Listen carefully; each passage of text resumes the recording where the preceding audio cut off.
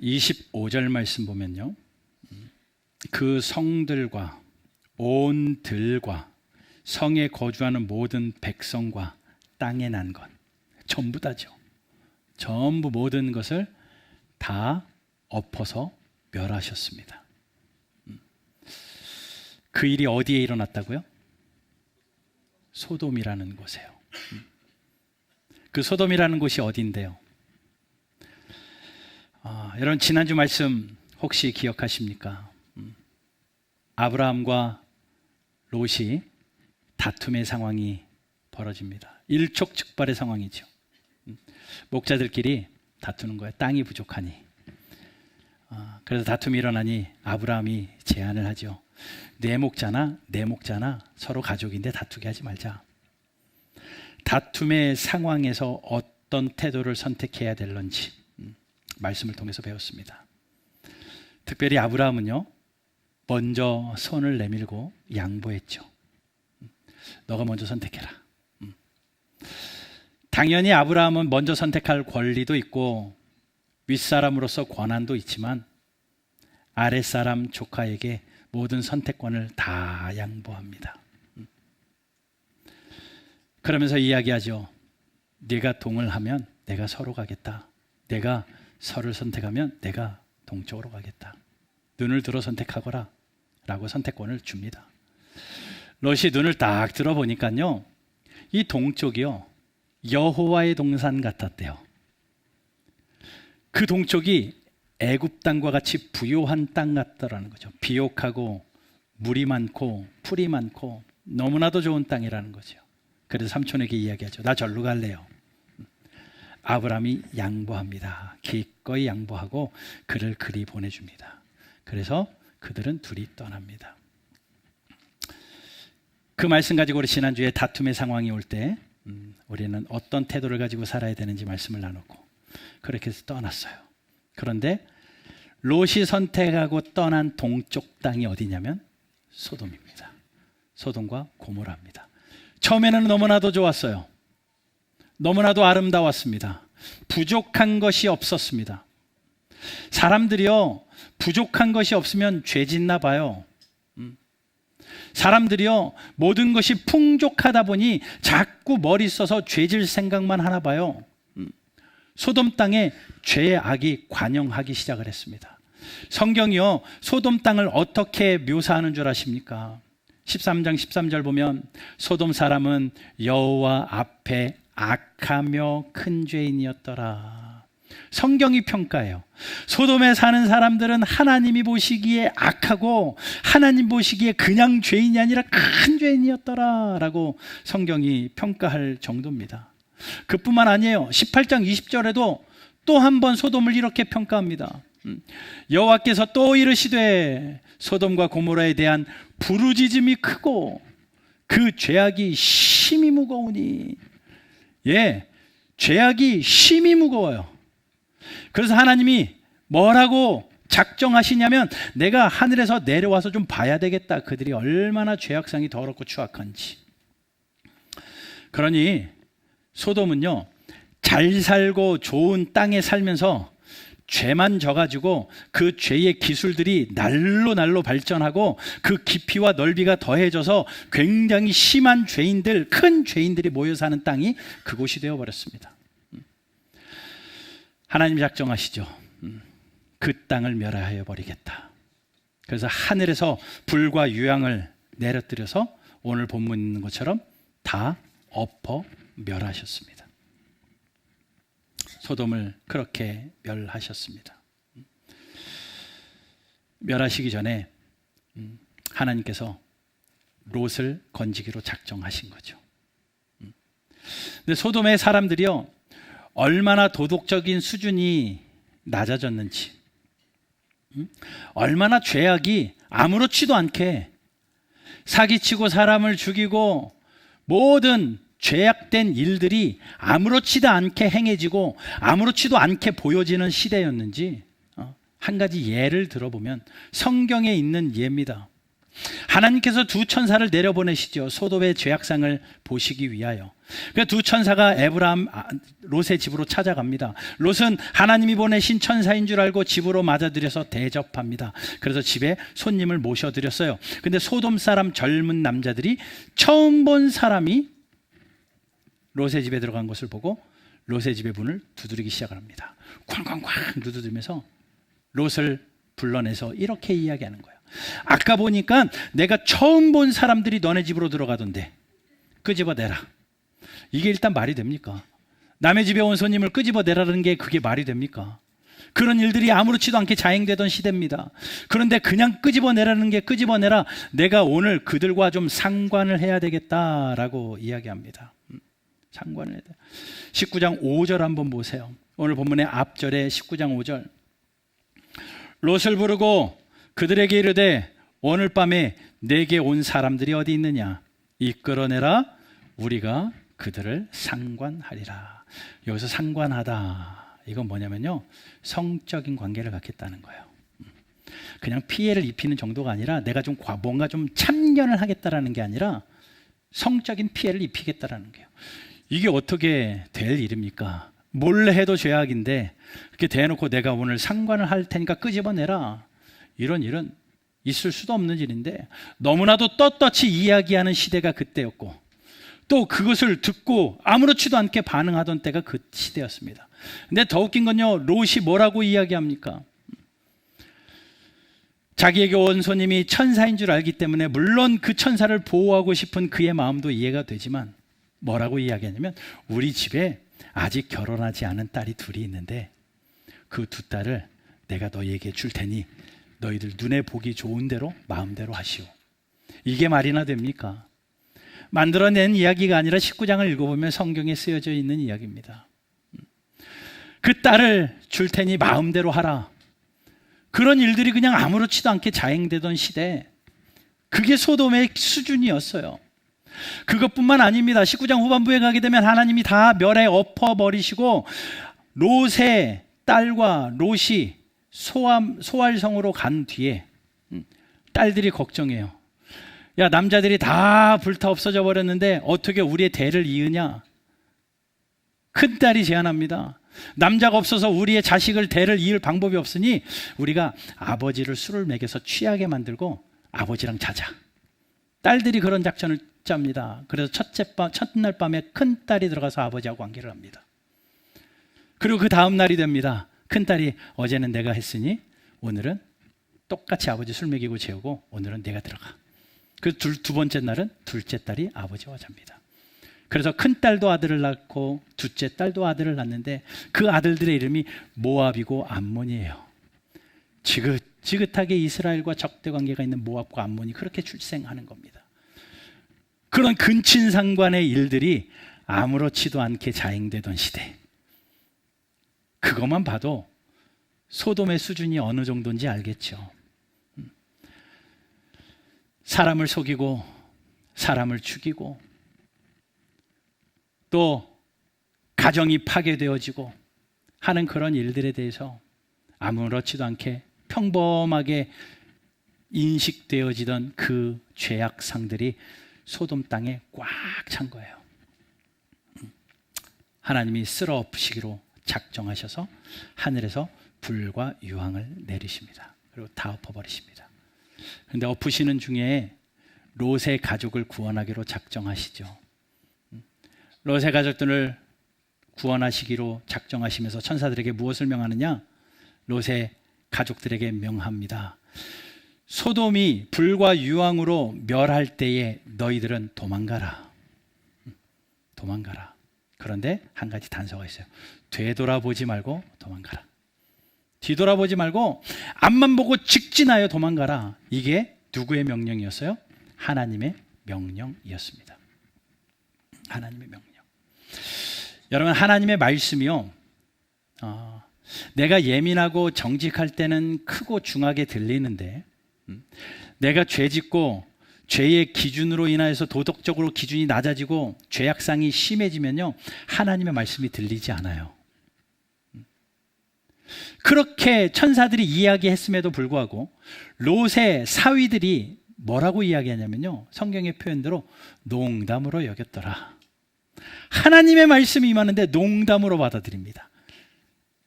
그게 죄 짓는 자들의 수준입니다.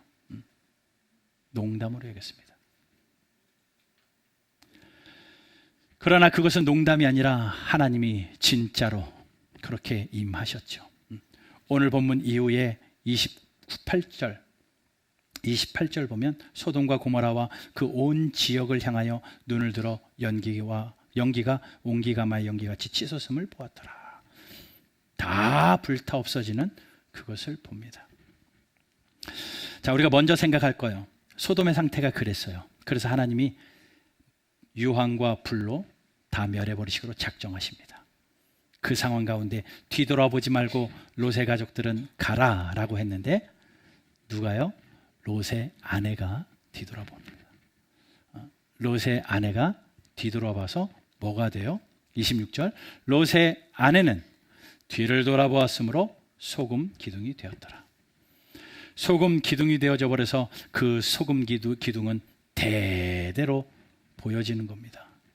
아이들이 이야기하겠죠. 엄마, 아빠, 저기 소금 기둥 뭐야? 라고 이야기하면 그때 그 얘기를 하는 거겠죠. 그래서 누가복음에 이런 말씀이 있어요. 롯의 철을 기억하라. 그것을 볼 때마다 하나님의 말씀을 어기고 뒤돌아봤던 그것이 경각심이 되어서 대대로 불려지는 이름 롯의 처가 되어버리고 맙니다. 자, 그럼 롯의 아내는 왜 뒤돌아봤을까요? 왜 뒤돌아봤을 것 같아요? 두 가지 이유가 있다고 생각이 됩니다. 첫 번째는요, 하나님의 말씀을 너무 가볍게 여겼어요. 롯의 사위들보다 나아요. 농담으로 여기지는 않았습니다. 농담으로 여겼으면 출발도 안 했을 터인데 농담으로 여기지 않고 그래도 출발은 했습니다. 근데 하나님의 말씀이 절대 뒤돌아보지 말고 달려가라 라고 말했는데 뒤돌아봤어요. 무슨 이야기냐? 아유, 이것쯤이야. 한번 살짝 보는 것쯤이야. 하나님의 말씀을 되게 가볍게 여긴 거죠. 하나님의 말씀을 100% 온전한 순종이 아니라 순종하는 척하면서 내가 하고 싶은 것을 잠깐 한 겁니다. 롯의 처가 하나님의 말씀을 가볍게 여겼어요. 명령을 가볍게 여겼어요. 그리고 뒤돌아봤습니다. 뒤돌아본 결정적인 또 하나의 이유는 뭐냐면, 왜 뒤돌아봤겠어요? 하늘에서 불이 어떻게 떠오르는지 궁금해서요? 유황이 떨어져서 불타는 거, 불구경이 제일 재밌다고 하니까 불구경하려고요? 아니요. 그것보다 더 근본적인 이유가 있는데, 거기는 내가 살던 나의 고향이거든요. 내 재산이 있는 곳이거든요. 내 집이 있고 내 땅이 있고 내 가축이 있고 내 재산이 있고, 너무나도 급해서 아무것도 챙기지 못하고 뛰어나온 그는 내가 쌓아놓은 나의 재산들, 나의 가족, 나의 가축들, 나의 집, 내 땅, 그것이 너무나도 아까웠던 거예요. 미련이 남은 거죠. 그러니 그것이 미련이 남으니까 저거 어떻게 하면서 뒤돌아본 겁니다.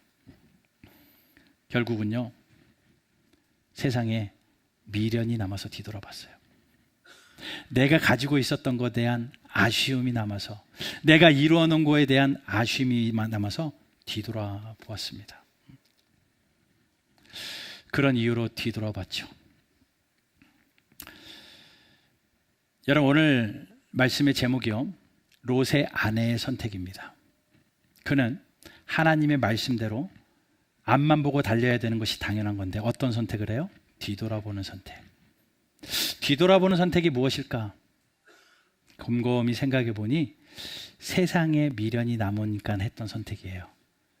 그래서 오늘 저는요, 세상에 미련이 남았을 때, 무언가 세상의 것이 더 좋다고 생각되어질 때 내가 어떤 태도를 가지고 살아야 되는가?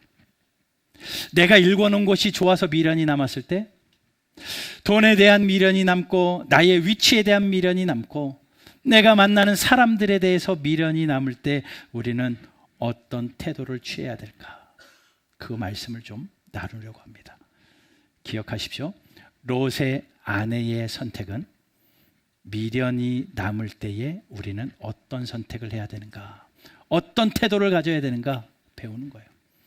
여러분, 먼저 한 가지 좀 알아야 될 것은요, 세상에 미련이 남을 때 우리에게 나타나는 모습들이 있어요. 여러분들은 한번 돌아보십시오. 내가 세상에 미련이 남으면요, 나도 모르게 이런 일들이 우리에게 나타납니다. 뭐냐면 하나님보다 내가 더 좋아하는 것이 커져요. 첫 번째, 그렇게 됩니다. 내가 가지고 내 손에 있는 것이 하나님보다 점점 커 보인다고요. 점점 소중해 보인다고요. 그러다 보니 미련을 가지고 있는 사람의 특징이에요. 내가 어떻게 들어간 내 직장인데 그 직장을 너무나도 소중하게 여기다 보니 하나님보다 그게 더 커져 버립니다. 내가 어떻게 일군 내 가정인데, 내가 어떻게 낳은 내 자식인데, 내 가정, 내 자식을 점점 크게 여겨가지고 하나님보다 그것이 더 커져 버립니다. 내가 어떻게 모은 내 재산인데 그 돈을 너무나도 사랑해서 하나님보다 내 손 안에 있는 돈을 점점 크게 봅니다. 내 학력, 내 지위, 내 사업, 내 재산, 이 모든 것들이 점점 커지는 거예요. 그러면서 하나님보다 더 커지는 것, 결국은요, 그게 우상숭배입니다. 우상숭배. 그런 일들이 일어나는 것은요, 아직도 내가 그러한 것들에 미련이 남아있다라는 증거예요. 그래도 일말의 양심은 있는지, 하나님의 말씀을 붙들고 신앙생활하는 저와 여러분들이 이런 세상에 미련이 여전히 남아 있음에도 불구하고 신앙생활하며 우리에게 있는 신앙의 모습이 뭐냐면 멈칫멈칫한다는 거예요. 갈팡질팡. 딱 하나님을 향해서 가지도 못하는 것 같고 아직 미련이 남아서 이것을 만지작 하는데, 그렇다고 세상으로 확 뛰어가는 것도 아니고, 어떤 모습이냐면 지체한다는 겁니다. 지체한다. 롯에게 하나님의 말씀이 임하였습니다. 소돔과 고모라를 멸할 터이니 너희는 뒤돌아보지 말고 달려가라. 그런데요, 16절 보세요. 19장 16절. 그러나 롯이 뭐예요? 지체하매. 빨리 나가야 되는데 롯이 지체합니다. 왜 지체했겠어요? 미련이 남아서. 이거 다 놔두고 가도 돼? 이거 내가 어떻게 일군 건데 이거 두고 가도 돼? 롯도 그러니 롯의 아내도 당연히 그러했겠죠. 지체. 내가 좋아했던 것을 조금 더 쥐어보려고 지체했습니다. 내가 사랑하는 것을 조금 더 누려보려고 지체했습니다. 버리고 떠나라고 하는데도 이게 더 좋기 때문에, 내가 읽은 것이 더 사랑스럽기 때문에 그것을 놓지 못해서 만지작 하다 보니까 지체했어요. 갈팡질팡합니다. 요한계시록에 보면 7 교회에 쓴 편지가 있죠. 그 7 교회에 쓴 편지는 칭찬받은 교회도 있고 책망받은 교회도 있고 둘 다 받은 교회도 있지만, 라오디게아 교회는요, 끔찍한 책망을 받습니다. 뭐라고 표현되어 있냐면, 내가 차든지 덥든지 하라. 미지근하여 내가 토하여 내치리라. 차든지 뜨겁든지 해야 되는데 미지근해가지고 미식미식거려서 토하여 버리고 싶대라는 거죠. 신앙이 그렇다라는 거예요. 여러분, 이 미지근한 신앙생활, 지체하는 신앙생활입니다. 갈팡질팡입니다. 하나님 앞에서 하나님을 섬기는 신앙의 삶으로 살면서도 여전히 내가 읽어놓은 거에 대한 미련이 남아서 그것을 만지작 놓지 못하고, 눈과 손은 거기가 있으면서도 발은 하나님께 있으면서 이러지도 저러지도 못하고 갈팡질팡 지체하는 모습, 이것이 아직 미련이 남은 사람들의 태도예요. 여러분은 어떠십니까? 미련 없는 사람 없겠죠? 예, 그 미련은요, 다 우리 안에 있는 욕심으로 출발하거든요. 그 욕심은 죄죠. 그러나 우리는 죄 가운데 출생한 죄인들이기 때문에 하나님이 선택하셔서 그리스도의 은혜로 보혈의 피로 우리를 덮어주셔서 의롭다 칭해주셔서 하나님 자녀 삼아주셨으니 천만다행이지, 우리의 아직 그 본성은 죄악된 모습들이 그대로 있다고요. 그러다 보니 욕심이 그대로 있고 나도 모르는 사이에 그 욕심들이 쑥쑥 올라와서 그 미련을 만지작 할 때가 있더라는 겁니다. 갈팡질팡 미지근하게 이것도 저것도 아닌 그러한 모습, 지체하는 모습, 머뭇거리는 모습, 그것이 우리에게 있다라는 거예요. 누구 한 명도 예외 없이 다 그런 일들이 있을 터인데, 그럴 때 우리는 어떤 태도를 가지고 살아야 될까? 세상에 미련이 남을 때, 신앙생활이 머뭇거려질 때, 갈팡질팡할 것 같은 그러한 지체하는 신앙의 모습이 나의 삶에 비춰질 때 우리는 어떤 태도를 가지고 신앙생활해야 될까? 롯의 아내에게 교훈을 받자고요. 3가지로 짧게 말씀드리겠습니다. 첫 번째, 세상에 미련이 남을 때에 우리가 가져야 될 우리의 태도 첫 번째는요, 기도하라 입니다. 기도하라. 당연한 거죠. 그런데 오늘 제가 기도하라고 하는 그 기도에는 좀 특별하게 구체적인 기도 제목을 드리려고 합니다. 뭐라고 기도하냐면, 하나님의 자비의 손길이 나를 이끌고 가게 해달라고 기도해라. 그러니 기도 제목을 드리는 거예요. 하나님, 주의 자비의 손길로 나를 인도하여 주십시오 라고 기도하십시오 라고 말씀드리는 겁니다. 왜 주의 자비의 손길일까요? 오늘 보면 16절, 앞부분의 16절 한번 보세요. 롯이 지체했어요. 그 사람들이 롯의 손과 그 아내의 손과 2딸의 손을 잡아 인도하여, 그 사람들이 누구예요? 하나님 보내신 천사들이죠. 그들이 인도하여 성 밖에 두니, 지체하니까 끌고 나간 거죠. 성 밖으로 지체하니까 끌고 나갔는데, 그 과정을 성경은 이렇게 이야기해요. 16절 후반부에 여호와께서 그에게 자비를 더하심이었더라. 요게 포인트죠. 하나님이요, 그들에게 자비를 더하셨기 때문에 그들이 그 지체하는 상황에서도 나올 수 있었던 거예요. 그러니 우리에게 있어야 될 건요, 하나님의 자비하심의 은혜입니다. 하나님의 자비하심이 나에게 내려지게 하여 주십시오. 주의 자비가 하늘에서 봄비같이 내 삶에 적셔지게 하여 주십시오. 주의 자비가 나를 이끌어 주십시오. 이게 우리의 기도 제목입니다. 자비는요, 하나님이 내려주시는 일방적인 은혜입니다. 내가 자비를 끌고 가는 것도 아니고, 자비를 어떻게 이 땅에서 이루어지는 게 아니라 하나님 편에서 하나님이 불쌍히 여기시고 긍휼히 여겨주셔서 하나님이 일방적으로 뿌려내려 주시는 하나님의 은혜가 자비예요. 주의 자비가 하늘에서 내려오는 겁니다. 롯과 롯의 가족은 주에게, 하나님에게 자비하심을 입었기 때문에 그 성에서 나올 수 있었어요. 그런 여러분, 우리에게 있어야 될 건요, 내 의지로 안 돼요. 여러분들의 결심으로 만만치 않을걸요. 하나님의 자비하심이 있으면 됩니다. 그러니 우리 성도들은요, 주의 자비를 먹고 자라는 성도들이에요. 그러니 이번 한 주간 아침마다 일어나시면서 그 기도하며 일어나십시오. 눈이 딱 뜨면, 하나님, 오늘 이 하루도 주의 자비를 더하여 주십시오. 하나님의 자비가 내 삶의 구석구석에 임해서, 하나님, 롯의 가족이 자비하심을 입어서 성에서 나왔던 것처럼, 하나님, 제발 이 땅에 살면서 머뭇거리는 인생 되지 말고 하나님의 자비하심으로 인도함 받는 백성 되게 하여 주십시오. 기도하고 사는 이번 한 주간 되시기를 주 예수 그리스도의 이름으로 축원합니다. 그게 하나님의 한량없는 은혜죠. 자비의 은혜.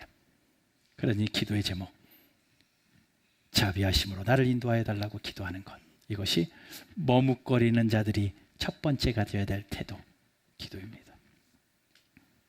두 번째는요,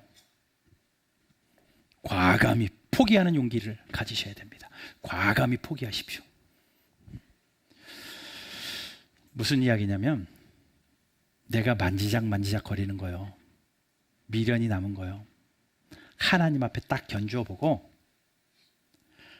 하나님과 먼 거라 하면, 하나님과 조금 더 가까운 곳을 선택하시고요, 아닌 것은요, 과감히 포기해버리라는 거예요.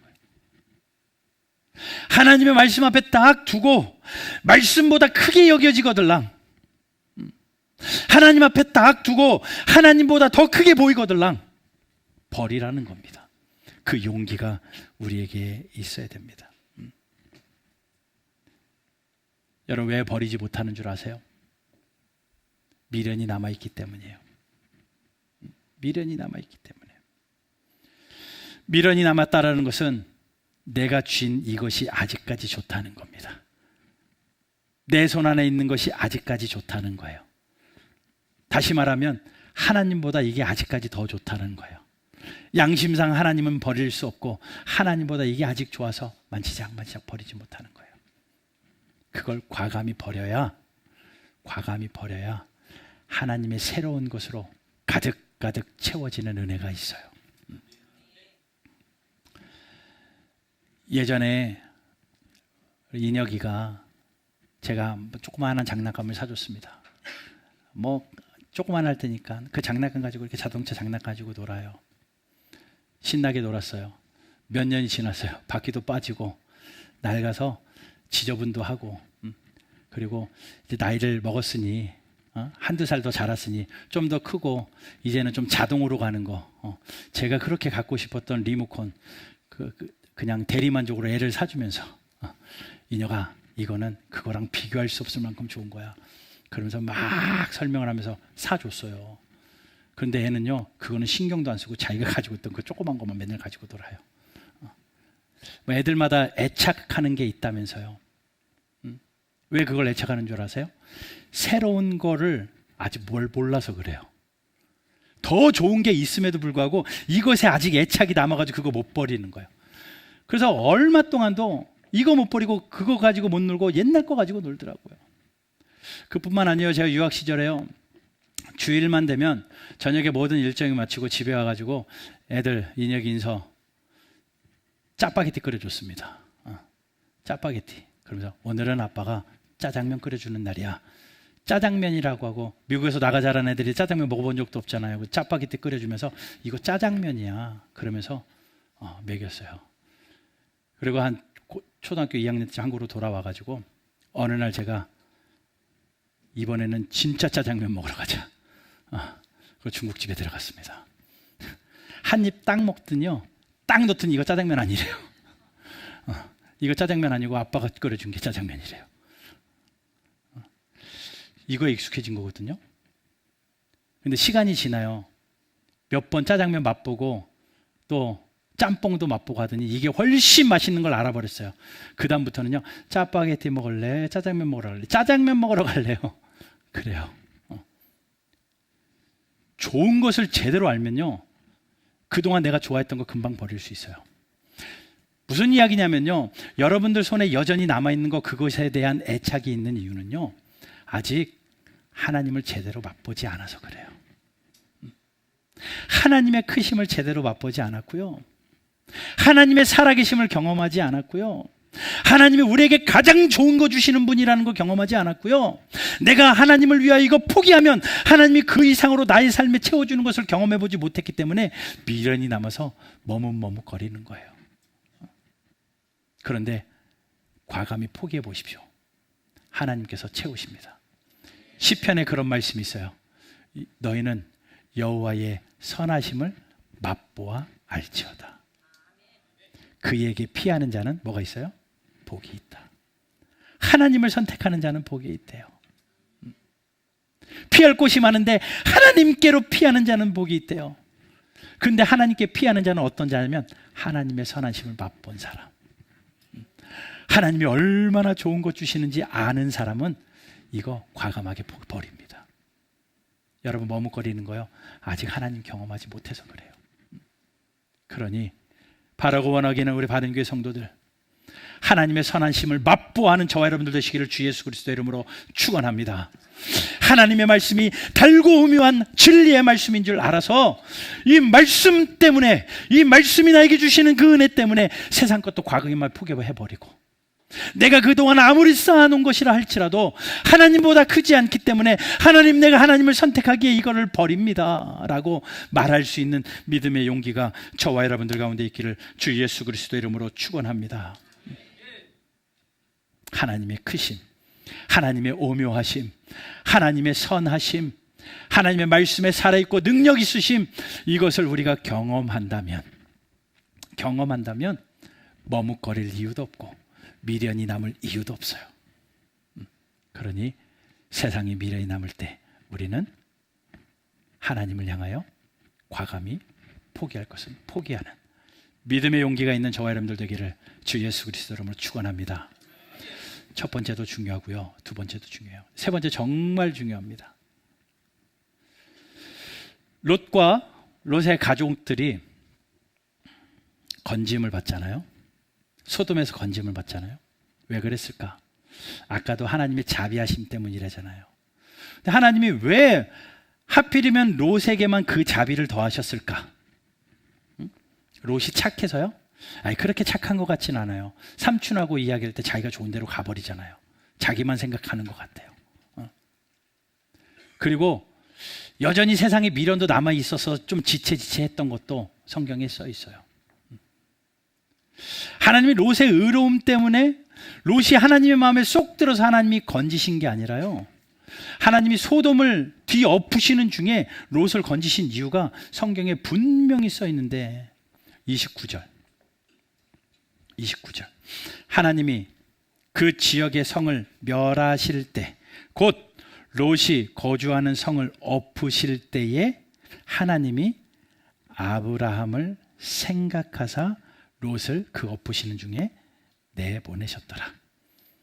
자, 성을 엎으시는 중에 롯을 내보내신 게 롯이 잘나서도 아니고 롯이 선해서도 아니고 하나님의 마음에 합해서도 아니고 뭐 때문에요? 아브라함 때문에. 아브라함이 뭐 했는데요? 오늘 본문 앞에 18장에 가면요, 아브라함이 하나님 앞에서 한 행동이 하나 있습니다. 하나님이 아브라함에게 말씀하시죠. 야, 내 조카 롯이 살고 있는 그 소돔이 너무나도 죄가 간영해서 내가 쓸어버려야 되겠다. 내 조카 롯도 얼마나 물들었는지 모르겠다. 그래서 내가 거기를 정리해버려야 되겠다 라고 이야기하니 롯이 이야기해요. 하나님 안 돼요. 거기 내 조카 롯이 있잖아요. 그 성에 하나님의 마음에 합한 의인 50명만 있으면 하나님 멸해주지 마십시오. 하나님하고 딜하기 시작해요.